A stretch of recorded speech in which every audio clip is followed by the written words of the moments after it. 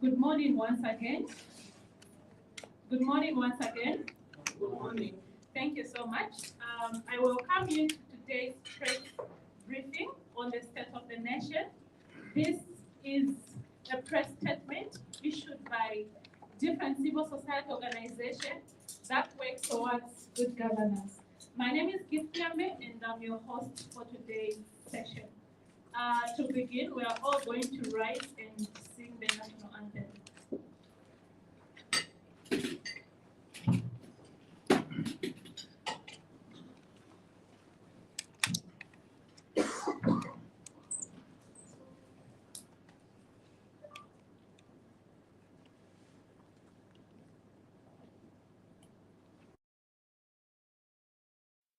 Stand and sing, O Zambia, proud and free, land of wake and joy in unity, victors in the struggle for their right.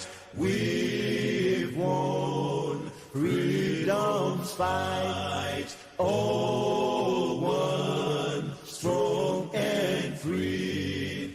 Africa is our own motherland, fashioned with and blessed by God's good hand. Let us call her people, join as one, brothers under the sun, all one, strong and free. One land and one nation is our cry.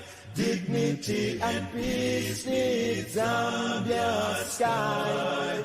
Like a noble eagle in its flight, Zambia, praise to thee. Oh, one, strong and free. Praise be to God. Praise be, bless our great nation. Zambia, Zambia, free men we stand under the flag of our land. Zambia, praise to thee. Oh, one, strong and free.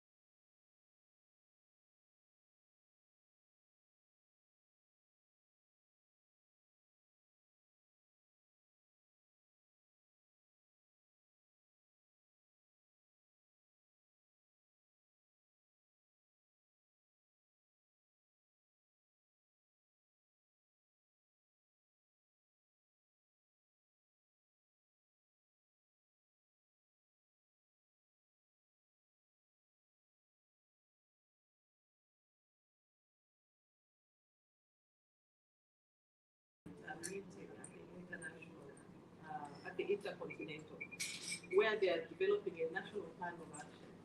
And we do hope that the country will also look at some of the recommendations that are coming from the statements and reflect them in our national plan of action. As you might be aware, I think I hope this the media picks up on. Zambia is going to go through the African peer review mechanism, I think, in the first quarter of next year.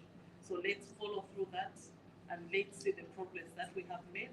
Let's identify the gaps and how we can catalyze change, especially that Agenda 2030 is only about 6 years away, by when we should have achieved a middle-income earning economy as a country.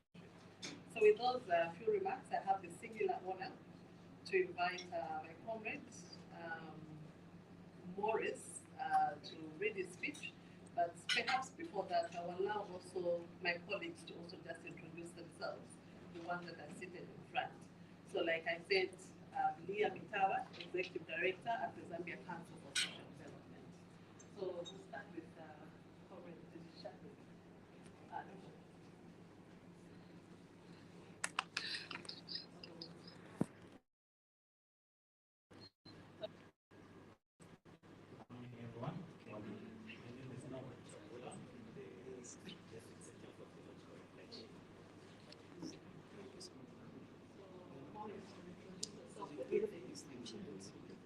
Good morning, everyone.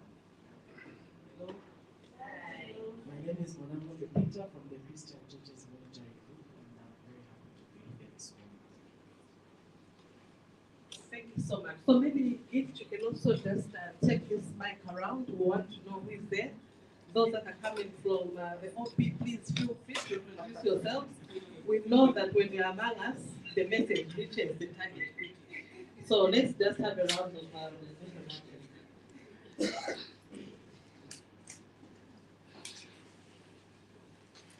Good morning. My name is Kanda Tembo Chihuka. I'm from the Alliance for Accountability Advocates Zambia. Good morning. My name is Hamlilo Hamzia. I'm from Transparency International Zambia.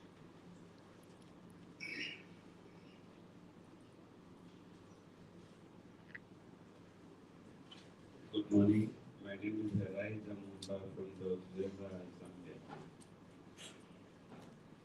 Good morning, everyone.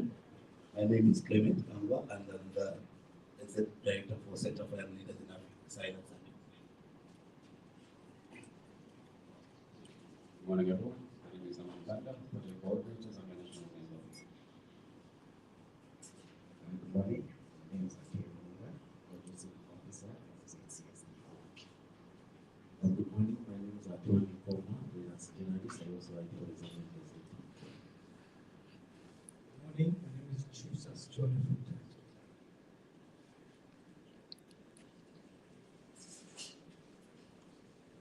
Good morning. My name is Mbangamba from Daily Liberation.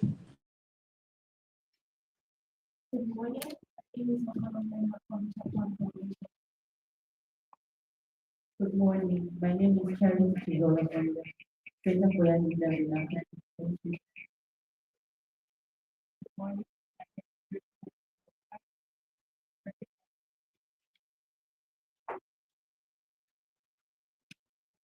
Good morning, ladies and gentlemen. My name is Brian Sipande. I come from Panos Institute, South Africa. Thank you. Good morning, everyone. My name is Mary Olinda from South Africa.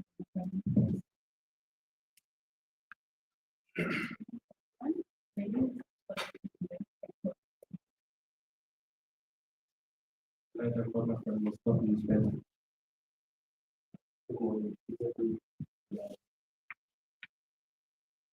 Morning, Abejo.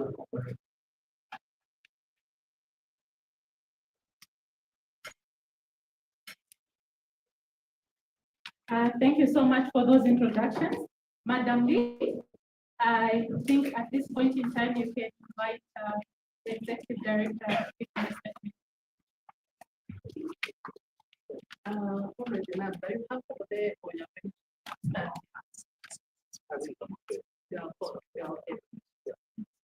Okay, so I have the honor and pleasure to call upon Maurice Nyambe to lead us into the joint statements, which we have developed as civil service organizations, which we hope stakeholders, especially the government, are going to take.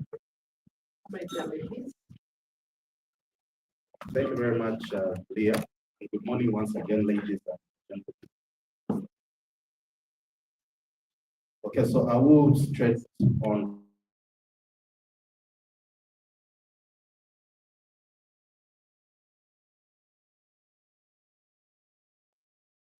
right. So on behalf of the citizens of Zambia, we, the undersigned civil society organizations, whose mandate is to foster transparency, advocate for good governance, and protect the rights of citizens, respectfully draw your attention to several pressing issues that have beset the nation and that require immediate intervention. In issuing this joint statement, we aim to ensure accountability, promote social justice, and contribute to policy development, particularly in the areas of human rights, democracy, as well as a sustainable development. Ladies and gentlemen, as our nation strives for equitable socio-economic development, we face numerous challenges that have continued to impede our progress as a country. An accountable and transparent leadership, as well as a strategic reforms in key areas, are essential to restore public confidence and ensure sustainable national growth that will benefit every single one of us as citizens of Zambia. So below, we outline our concerns and recommendations for the government to consider, touching on quite a wide range of issues. And the first broad issue that we're going to be talking about is the governance environment. And under that, I will first speak about corruption prevention as well as asset recovery.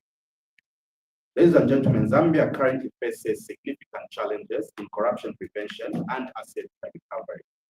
We commend the government for enacting laws that are aimed at enhancing accountability, such as the Public Procurement Act and the initiative to push for laws regarding lifestyle audit as well as asset recovery itself.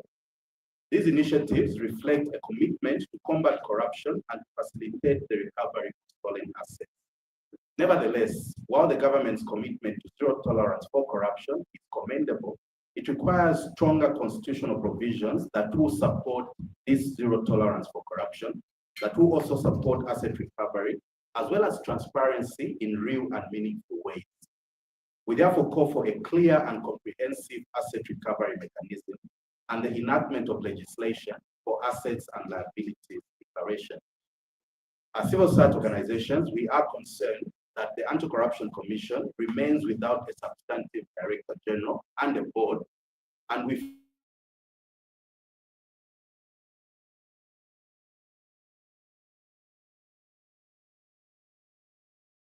therefore call for the appointment of a new SCC board and a substantive Director General without further ado. Still on the issue of corruption, we are of the considered view that the fight against corruption should be comprehensive and should include anyone who misuses public resources, regardless of their status or their position in government. We are extremely concerned that a number of allegations against those associated with the current government have seemingly not been looked into, and this threatens to undermine the broader anti-corruption efforts that are currently underway.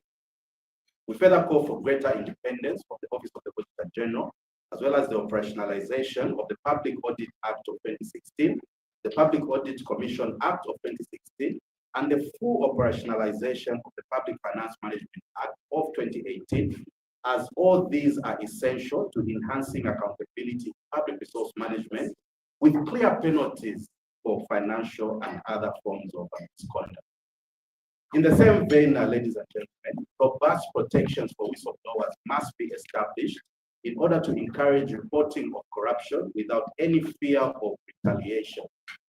By addressing these challenges and implementing these recommendations, Zambia can enhance its efforts in combating corruption and recovering assets, fostering a culture of accountability and transparency within its governance framework. Allow me to now move to the issue of legislation on political party and campaign financing. Ladies and gentlemen, Zambia's current political campaign and finance landscape remains unregulated and poses risks of state capture and being a breeding ground for corruption. We urge the government to regulate political party financing in line with Article 60 of the Constitution. As CSOs, we consider this to be of critical importance in not only enhancing the integrity of Zambia's electoral process, but also reducing the risk of policy as well as a state capture. Further, evidence from previous corruption perception indices, in particular the 2019 one, suggests that countries that have legislation for political party and campaign financing tend to perform well in the fight against corruption compared to those that do not. We therefore expect the government to take critical steps to commence the process of enacting legislation that will regulate political party and campaign financing. I move to the second broad issue, which is legal and policy reforms, under which we'll talk about the constitutional reforms as well as the civic space. Ladies and gentlemen, Zambia stands at a critical juncture, grappling with significant challenges that require comprehensive legal and policy reforms to foster good governance and protect the rights of citizens. Encouragingly, the government has recognized the need for constitutional reforms, which is a promise that the UPND made while in opposition and reaffirmed in the 8th National Development Plan. The 8th National Development Plan emphasizes the importance of constitutional reform to strengthen governance and human rights protections, to ensure alignment of subsidiary legislation with the Constitution, outlining a target period for reforms of between 2024 and 2025. However, as stakeholders, we have concerns over the lack of clarity regarding the role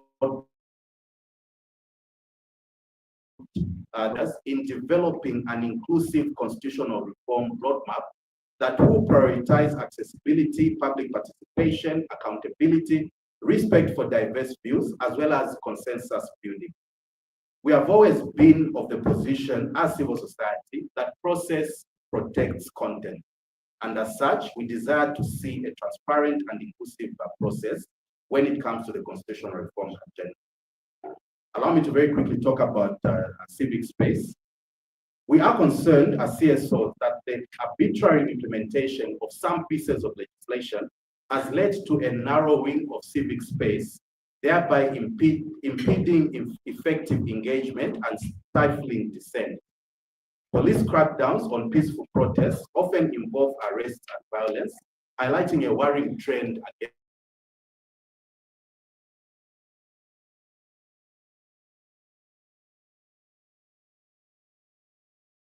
effect on civil society and our work. Though protective laws exist, inconsistent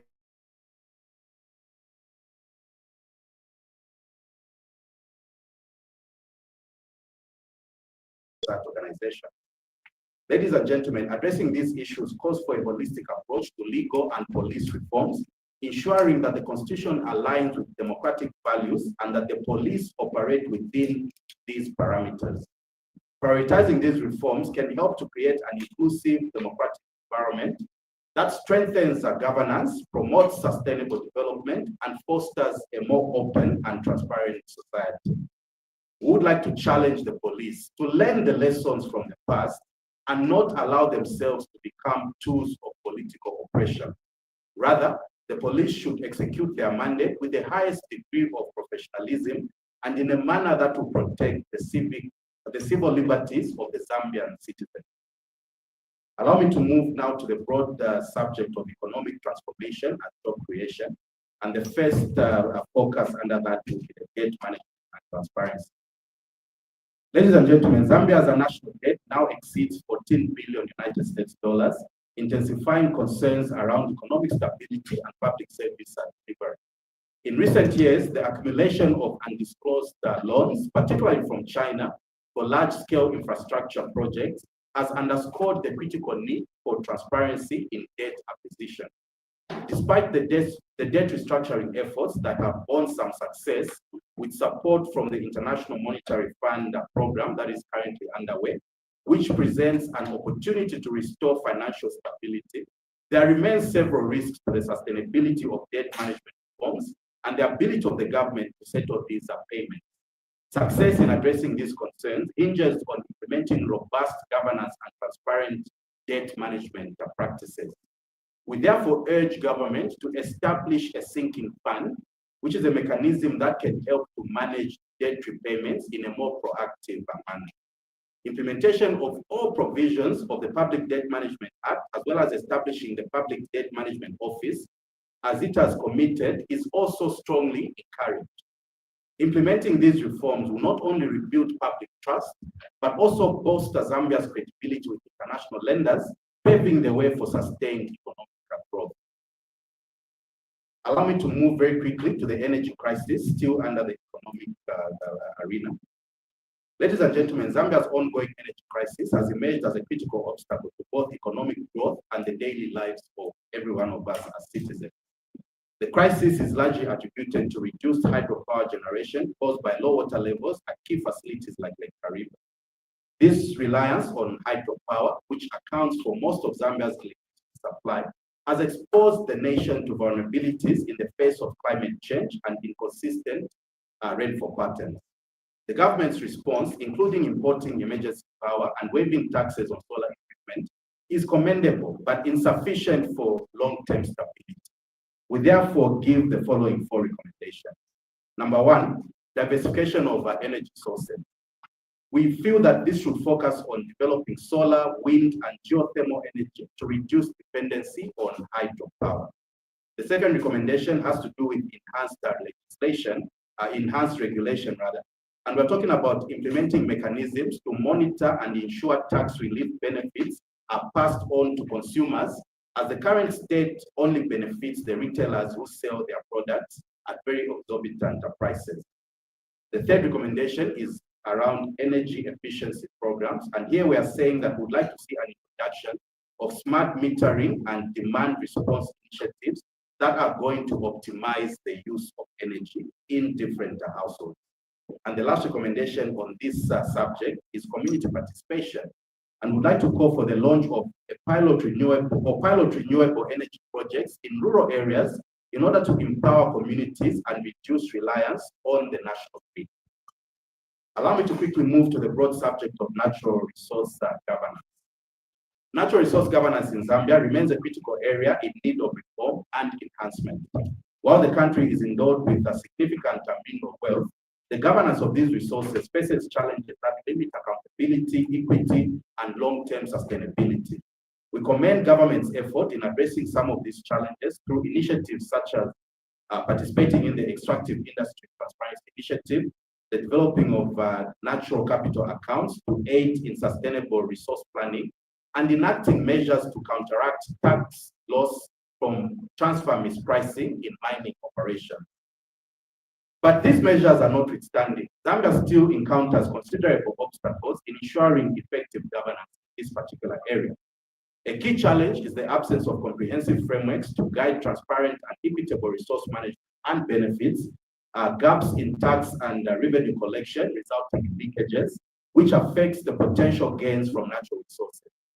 Issues such as poor volatility of taxation policies and insufficient transparency in resource extraction have further hindered accountability and disproportionately impacted communities near mining areas, often leading to limited benefits from these activities for such communities. We note the national target to achieve 3 million tons extraction of copper, for instance, but we are quite concerned about the potential negative impact on the environment, and as such wish to recommend that a sound environmental management plan be adopted alongside this target. To further address these challenges, we are calling for a comprehensive natural resource governance framework that promotes transparent reporting of resource revenues as well as equitable taxation.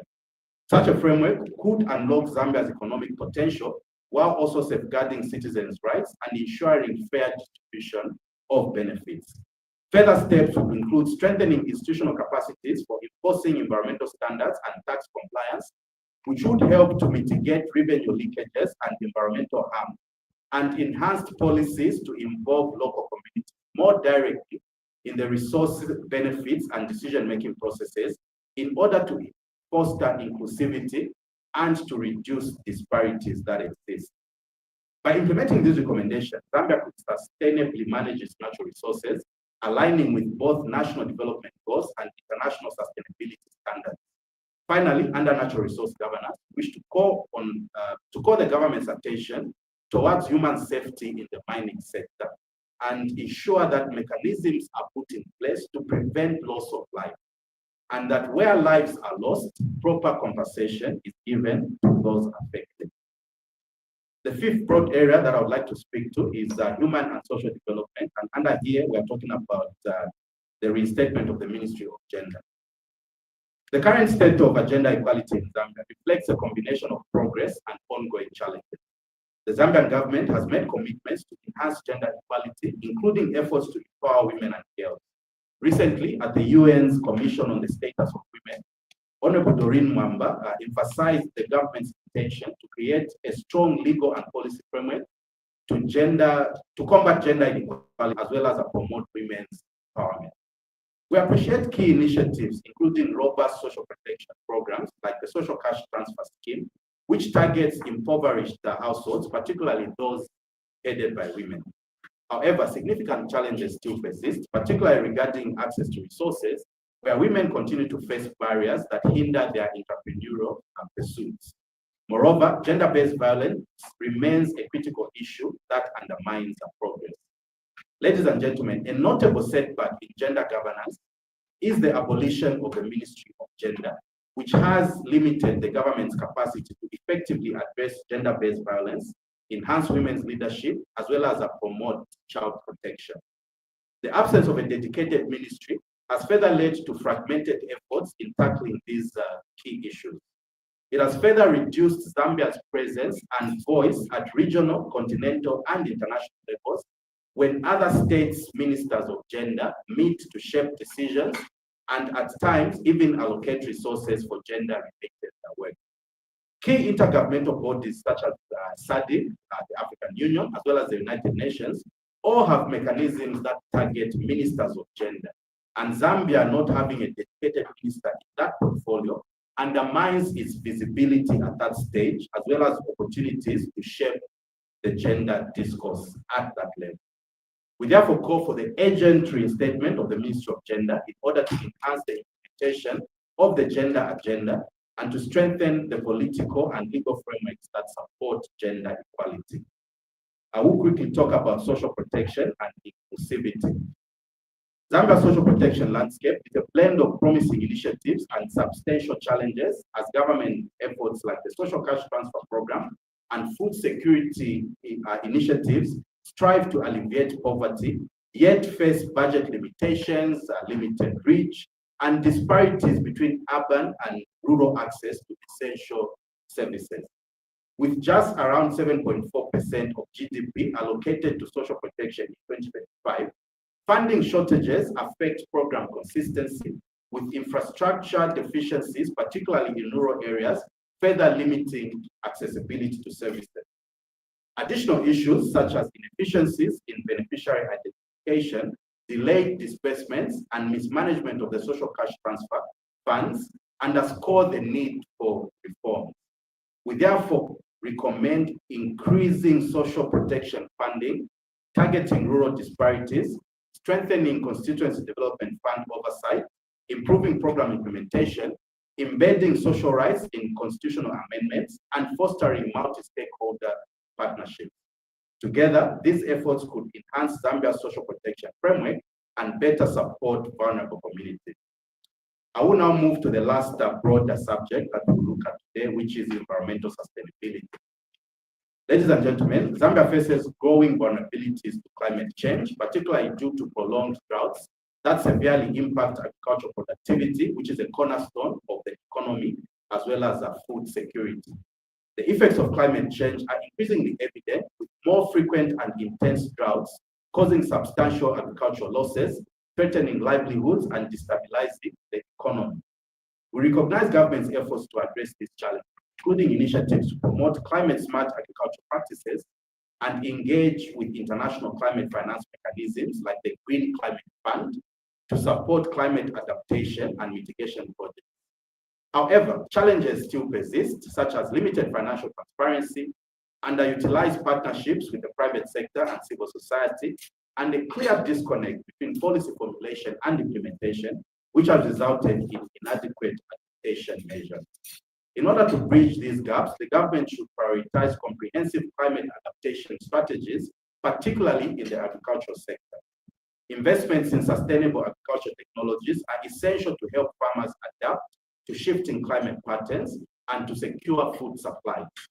Actively pursuing international climate finance can further support resilience building programs, while enhanced collaboration between the government, private sector, civil society, and international partners will foster innovative, community-centered solutions to the climate challenges that we've spoken about.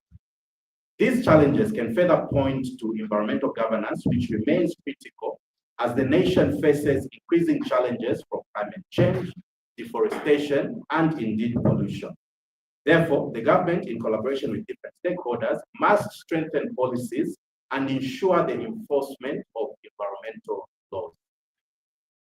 As CSOs, we further urge the government to articulate a long-term strategy for early detection of climate impacts, disaster mitigation for droughts, and the transition from hydropower to alternative renewable sources of energy. Additionally, public awareness campaigns are needed in order to educate citizens on climate change impacts and to promote sustainable practices, encouraging greater community involvement in resilience efforts. In conclusion, ladies and gentlemen, it is our hope that government will not turn a blind eye to the issues we have raised in this statement. We are convinced that addressing these challenges will help set our nation on a path towards sustainable development and prosperity, and we stand ready to engage in constructive dialogue with government and other stakeholders to find solutions that will benefit all of us as citizens of Zambia. Ladies and gentlemen, this statement is read for and on behalf of the Alliance for Accountability Advocates of Zambia, the Alliance for Community Action, Chapter 1 Foundation, Christian Churches Monitoring Group, JCTR, Gears Initiative Zambia, Non-governmental Gender Organization Coordinating Council, the Panos Institute Southern Africa, Transparency International Zambia, the Zambia Council for Social Development, and the Zambia National Women's Law. With that, I thank you, and the Lord bless you all.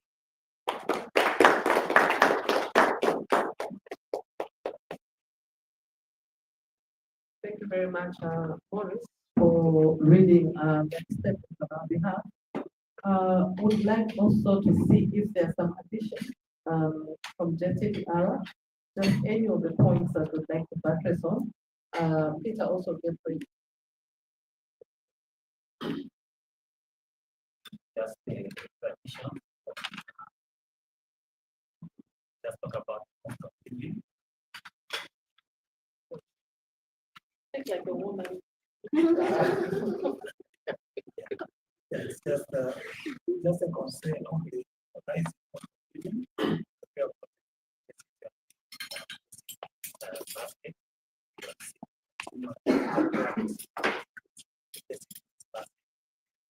Of course, yes, we've seen a few fluctuations here and there, but when the trend has actually an upward trend, which is quite valid.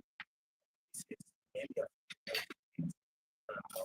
because of it's great when also the ground situation just say the chart going up to when you look at the short chart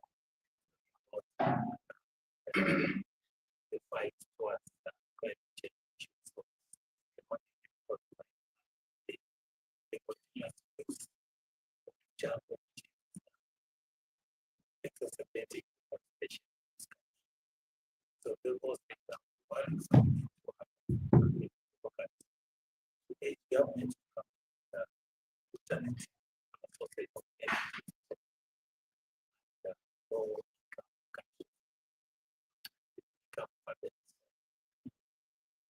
Thank you very much for those additions from the District Center for Theological Reflection. Although we didn't hear what he said. You want him to repeat, huh? Yes. Okay, he's talking about issues of bread and butter. We know that they are the gurus in that sector. So can you repeat? And we can process the sound.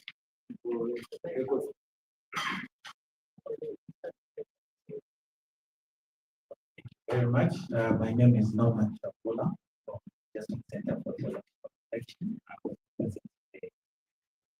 Director. I was saying that one of the issues to add on is the issue of the rising cost of living, which peaks at time, increasing rate, but not the fluctuation of prices as well as drought. So the major work that we have as a result of this, we have mainly see what is possible prices going up, prices.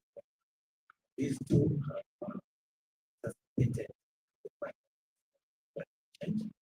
We're seeing long hours of load shedding.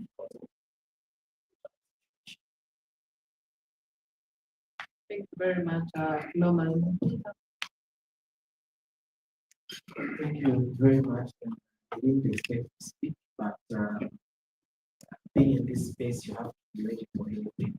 Well, thank you very much, Maurice, and every civil society organization that has made an effort to contribute to this reflection today. For me, I think the statement is timely, and I think it provides an opportunity for the governance to actually reflect on some of these issues, but also gives us an opportunity as civil society to then think back as well. But quickly, I think for us, it's an issue of political and civic participation.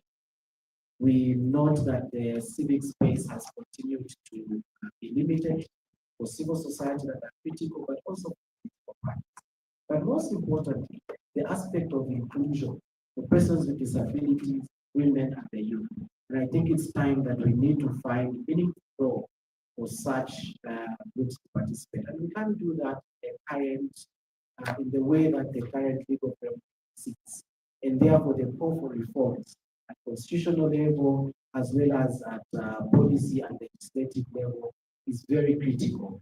And so, really, we need to then have concerted efforts around these issues. There's very few months before the next general election, and all the issues here go down to one day, the 13th of August 2026. So we need to start building an environment where we're able to participate and also recognize that corruption, be it in the government system or in the electoral process, is really, really detrimental to the progress that Zambia makes in terms of one, building the economy, but also sustainable democracy. So we really think that this reflection is timely, and hope that our colleagues in the media will keep fighting for ourselves, but also keep fighting for themselves. And one thing we realize is that the media is usually shy to pick up all those issues that are brought or all those infringements against them. So we need to see a media that is strong as well, to not only support civil society, but support your own cause. That's the thing.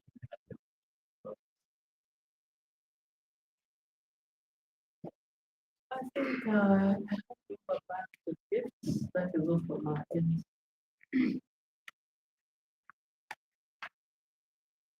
Thank you so much. This has been a statement on the state of the nation by civil society organizations.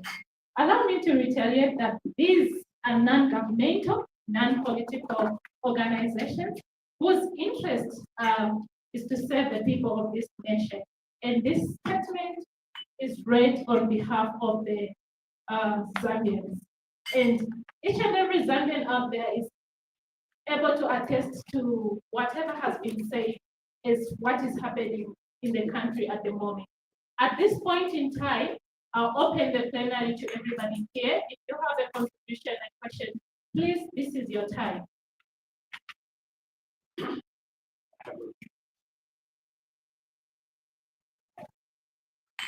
I wear so many hats, but this particular link is just one. That will rainbow superintendent. I'm a comrade very. I have I got to concern on one of the points today regarding and you alluded to go slow to those in fact. And are you aware or are you ready to the fact that despite it being the flagship program for the government, the one because CDF has three major reasons why it was brought into being is for empowerment, poverty alleviation, and job creation. Now, if that is government's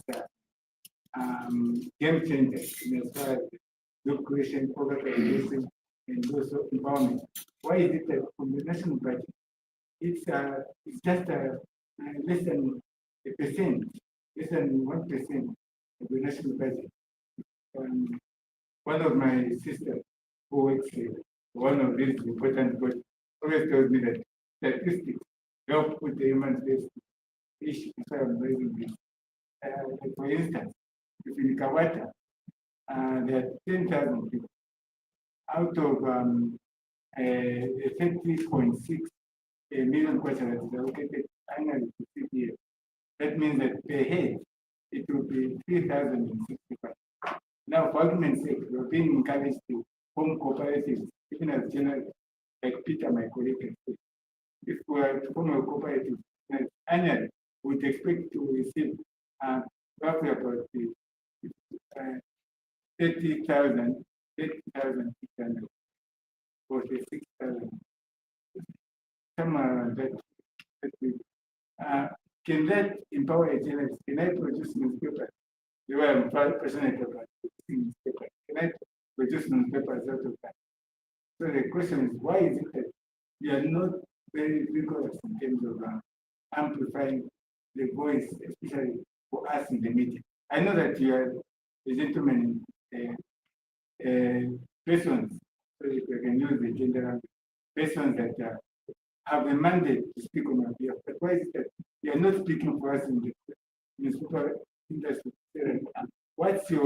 How can you get empowered? I rest my case. Okay, thank you. I'll take two more questions or contributions.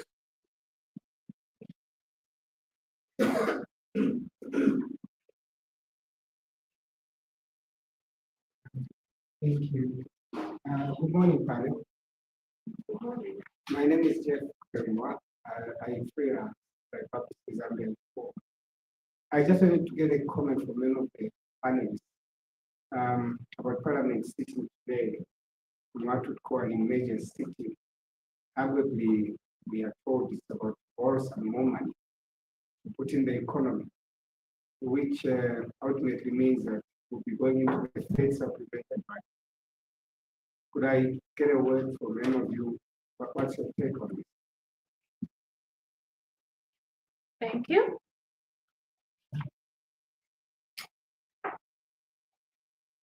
Thank you. I can answer. Mine is on the judicial and legal reforms. We note that we note what is happening in the judiciary, where we've noted that some senior members of the ruling party have taken an approach of either petitioning or making requests to the president to fire the judge. Just yesterday, a senior member of the ruling party, a former member of parliament for Katuma, has gone to court to ask that all the constitutional judges, except the judge president of the Constitutional Court, be fired, and also all the judgments that they rendered from 2016 be nullified. Don't we feel as a CSO, perhaps it's time that we took in interest in the happenings in the judiciary and be able to make our position known to us?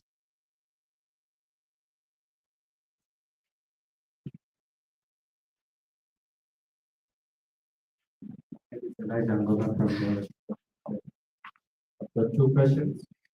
The first one, I wanted to find out if you can elaborate more on, you said that the debt that the government is contracting is being used to improve the infrastructure in the country.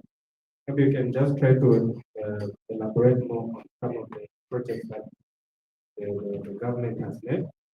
Then secondly, I wanted to find out, you didn't touch much on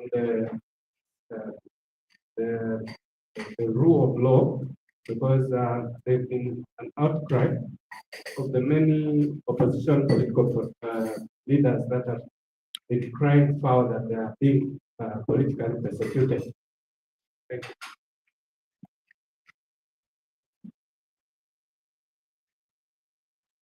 I'll take one more last hand before we can get back to the directors. Okay, thank you. Over to you, please. All right, so thank you very much for those important questions. So I'll begin by responding to the first question, which came from Derek Singela, and I think his comments was on the constituency development fund. If it's a game changer by the current government, is the 36.6 million adequate? And so, as you rightly put it, Derek, numbers don't lie. And to date, those of us that are involved in tracking how CDF is being implemented, we've noted that of that 36.6 allocation, disbursement actually doesn't go beyond 10%. So for us, that's a concern. We welcome the move to take more resources at the local level, but I think what we have been calling government on and civil society is the need to strengthen the local authorities, number one. Number two, it's also to empower the local communities to be able to appreciate what CDF is for and be able to come up with innovative initiatives that are going to uplift themselves out of poverty. So currently, CDF is actually not implemented or not disbursed fully based on what is allocated. Having said that,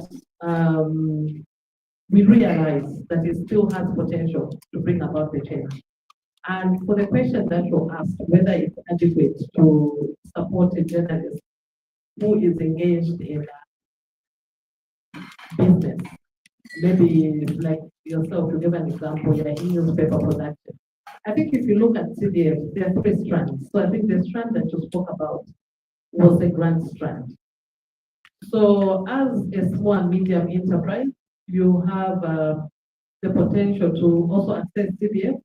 And we've seen that some people are actually accessing up to maybe 250,000. So there's a loans scheme under the CDF, but also we have the Citizens Economic Empowerment Program that actually can invest more resources to support what you asked for. Otherwise, we think that it's a well-meaning program that is not being fully utilized. I'll also touch a bit on what Jeff Kapemba spoke about. MPs today are sitting, and what he says is that apparently they're sitting to see whether we can borrow, and so they're discussing a supplementary budget. So if you look at the National Planning and Budgeting Act number 1 of 2020, that act empowers citizens to participate in the national budget process, and that's the whole cycle. That's the revenue side, which would be the borrowing, as well as the expenditure side. And so what we've been calling on government to do is that each time they're discussing something to do with the budget, the same way they consult during the National Planning and Budgeting, they must still consult the Zambians. So if I ask here, how many of the Zambians have been consulted? We find none of us have been consulted. So maybe this is a reminder to government to say that supplementary budgets still need to go through a mechanism that ensures that Zambia understand what that supplementary budget is for, and also participate in whether we say, yes, we want to borrow or we don't want to borrow, because the money that is borrowed is paid by you and I. It's a date that our unborn children and their unborn children are going to have to pay. So I think we take this opportunity really to call on the government to ensure that consultation must be done at every stage. I'll allow my colleagues to start there. Yeah, maybe let me begin from where we are, just to add to the response around what is happening at Parliament today. I think, yes, it is important for the process to be very inclusive in terms of giving the consultations that need to happen. But the other side of that also is that part of the concern that we have had in the past as CSOs and even other stakeholders is that successive governments, and not only this, but even before this, but including this government, is that they have taken on debt without the oversight that Parliament provides. And as you all know, the Constitution requires that Parliament provides that oversight over every debt that is contracted for this country. So I think the other way to look at it is that the fact that Parliament now is being convened, it will give an opportunity to the representatives of the people to speak to this particular issue. And I don't know, I haven't seen the order paper for today to see whether this is what is being talked about. But if it is, then on some level, I think there is some commendation maybe to be given. The fact that members of Parliament actually are being consulted. So to that extent, Parliament actually is being given the opportunity to play its oversight role when it comes to debt contraction. But having said that, I think the issues that Leah has raised are quite important. The fact that the process needs to be a lot more consultative than we have seen in the past. And we are taking this opportunity to call on the government to widen the consultation and to widen the engagement beyond just Parliament, to even include other critical stakeholders from within the country, of which citizens are, of course, a very key component. Let me speak to the issue of the judicial reform. I think it came from somewhere around this table. Maybe let me begin by debunking what you said at the end, where you were saying that as CSOs, we should take interest. Yes, we should, and we actually do take interest in what is going on within our judicial system. You will know that over the last several months, there's been quite a lot of things that have happened within that space, where we are seeing people taking cases to court, asking for interpretation and things like that. The truth of the matter is that the laws as they are, our constitution and even other laws, they allow anybody to take any matter to court for judicial interpretation. And so I don't think that that's something that we can stop per se. The only caution and maybe the only plea that we can make is maybe to the courts themselves. There is what is known as a frivolous claims or frivolous applications. So maybe the court should be a lot more open to identifying maybe some of these as being frivolous, if indeed they meet the criteria of what a frivolous application would be. So in the absence of that, I think it's very difficult to stop it, because any one of us in here can go to court today and seek interpretation over whatever. And I don't think that it is within our role as civil society to say, no, people should not be taking cases like this. I think it's up to the courts to determine the veracity and strength of each and every matter that is brought before them. And if they feel that it is frivolous, then maybe we can just encourage the courts to actually come out openly and call these out as frivolous, because maybe that is what will stop them from being taken that route. But also, I was talking about what is happening within the judicial space. I think there is another matter probably maybe that we may want to speak to. It was not necessarily in our statement, but I think we have seen an increasing occurrence of these so-called consent judgments, where we have people that are affiliated to the ruling party being paid huge sums of money, because of some whatever malicious prosecution or whatever wrongs they suffered back in the days when they were in opposition. We really would like to place a very serious caution to the government, to the Ministry of Justice, the Attorney General, and the government in general, that really they should think critically about allowing this to continue, because it does not portray a very positive picture. Yes, there were some wrong things that happened when the UPND were in opposition, and some of their members suffered. But to tell you the truth, it is not only UPND members who suffered under the previous regime. It was many other Zambians, including maybe some of you in this room. So why are we not seeing, similar compensations are being given? So as much as yes, it is allowed, it is legal, they are not breaking any laws, but I think there's need for caution, even in terms of how these compensations are being dished out. Because, for example, just with the last one that we saw, I think it was last week, where there are about 16 UPND members who are going to be paid, is it 14 million or something like that? And the reason for that is because the Attorney General did not file a defense in any of those matters. For whatever reason, we are not told why the Attorney General did not file a defense, but why should the Attorney General not file a defense when it's something that is as critical as that, what we have seen? So I think there's need for caution, and we are calling on the Ministry of Justice in particular, but government in general, to really put a stop to what is happening. Because yes, as much as it is legal, but in terms of even when you look at the economic climate that we are dealing with at the moment, it does not really give it's not good optics for us to be spending large sums of taxpayers' money to compensate people who were, wronged in the past. Notwithstanding that there were so many other people that were wrong. So why are we giving priority just to these who are affiliated to the current administration? So it's a plea that we are making, and it's a caution that we are giving to government, that really they should watch what is happening in terms of these conversations, because, not to be controversial, but this looks like legal looting that is happening, if I can call it that. And I think it needs to be called out, and we are calling it out right this minute. Thank you.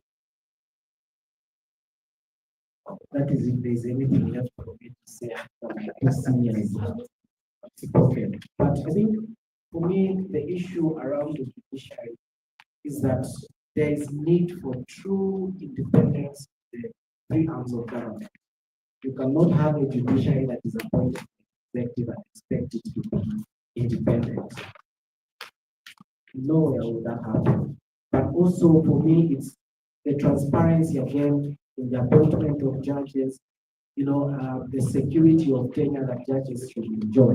The Constitution currently provides, for the president to, revoke appointments of anyone that he appoints under Article 270, and that is very, very, problematic. So we need to ensure that there's a very strong independence in terms of the judiciary, but also adding to the issue of the rule of law. Institutions of governance should be very, very independent of the executive, and they must be funded to the effect that they carry out, their functions effectively. So for me, it was really just to emphasize the need for independence of the judiciary, transparency in the appointment of judges, as well as enhanced security of tenure. And that's the only way, really, that we will have a very strong judicial system. As Maurice has said, every one of us is free to go to court and ask for one thing in the act. But it depends from what lens the judiciary is looking at that particular person making that particular application. And without true transparency in their appointment and us knowing exactly who they are, we can only speculate that they obtain some of these because of this.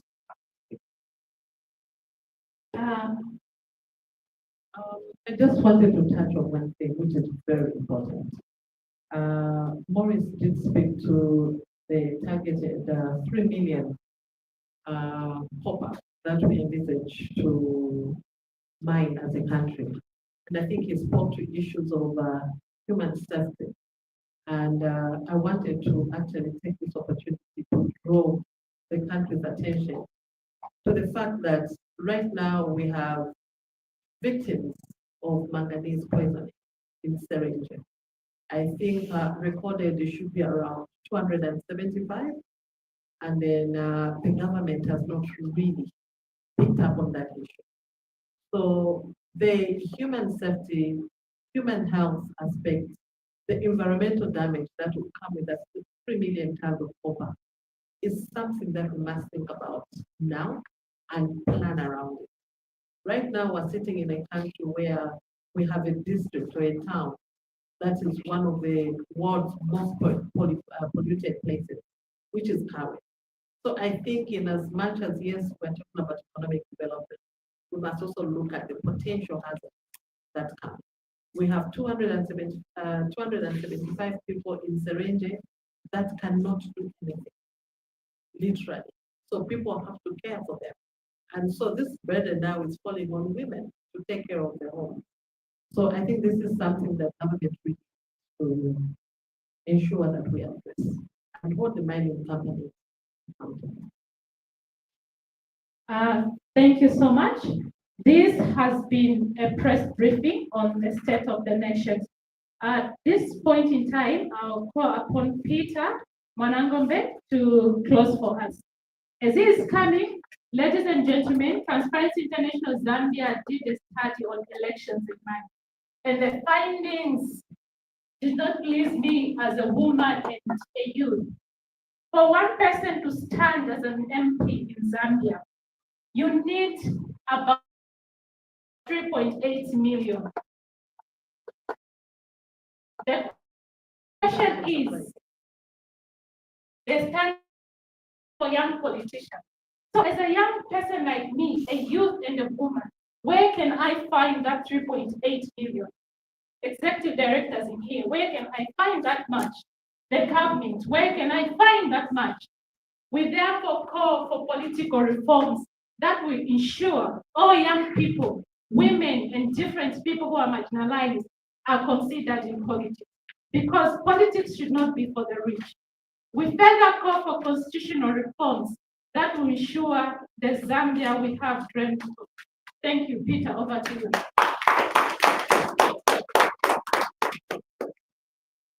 You just spoke to issues that are elections, what I agree. So thank you very much for the report is timely. Ladies and gentlemen, allow me to thank you most sincerely for joining us this morning. But in a very special way, I want to thank the Jesuit Center for Geological Protection, Zambia Council for Social Development, Transparency International Zambia, Chapter 1 Foundation, SINA, Zambia, Alliance for Community Action.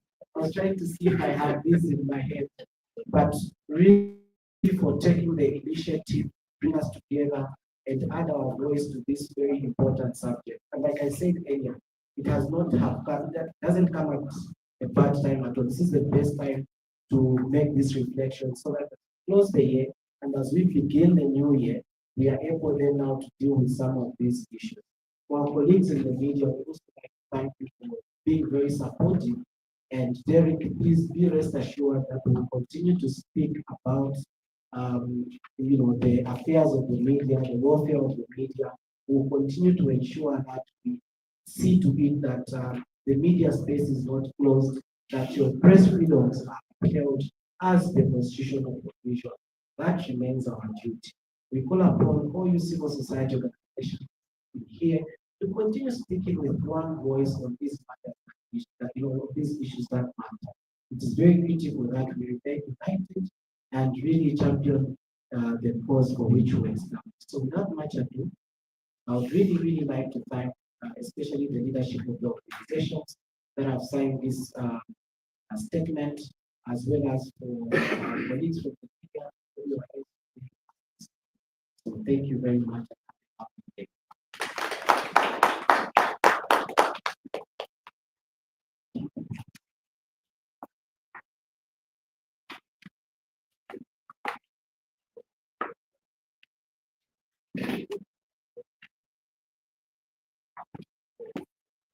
Thank you so much. At this point in time, we can call it a day. Ladies and gentlemen, feel free to take pictures, interviews, and have your breakfast.